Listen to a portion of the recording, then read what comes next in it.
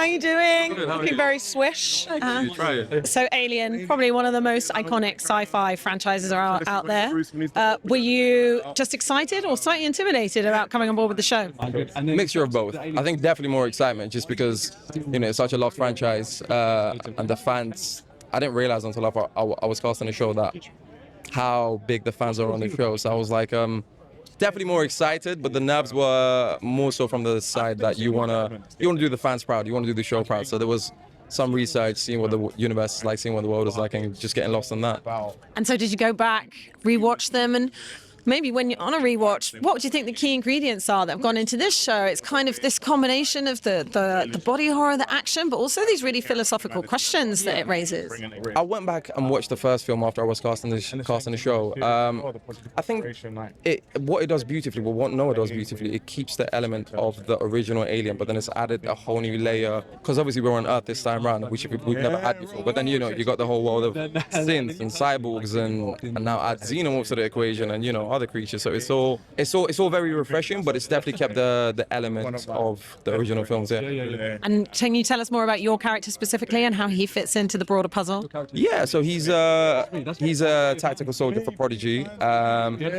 Spaceship crashes onto Earth. Him and his team have been summoned to go and do a search and rescue mission on the ship, and they have no idea what they're going to face and what they're going to find in there. So it kind of goes from there. My guy. And what's it like being on these sets? I mean, just the sort of level, the production values, and then, are there moments that are genuinely scary, or does a lot of that get added in after? I don't know. There's definitely moments that are scary being on set. You forget, you're on a set sometimes, because everything on the set is just so real. The production design, it's on a whole different scale. I've never seen something like this in my career, so that was the first time to just step into that world and see what it's like to be in the xenomorph world, I guess. And there were some scenes where the xenomorph jumps at us or whatever, without giving anything away. And that was scary for sure, because as soon as they say cut, you're fine, but during the filming, you're like, holy shit, that could be real. Your brain might think. Exactly. Your nervous system thinks it's real. Seriously, shut down, yeah, exactly. In terms of the takeaways, like we said, you go along for the ride, you're enjoying, go on the thrill ride, but maybe you do have some of those questions raised in your mind, and maybe, a corporate CEO is more terrifying than a xenomorph in the end.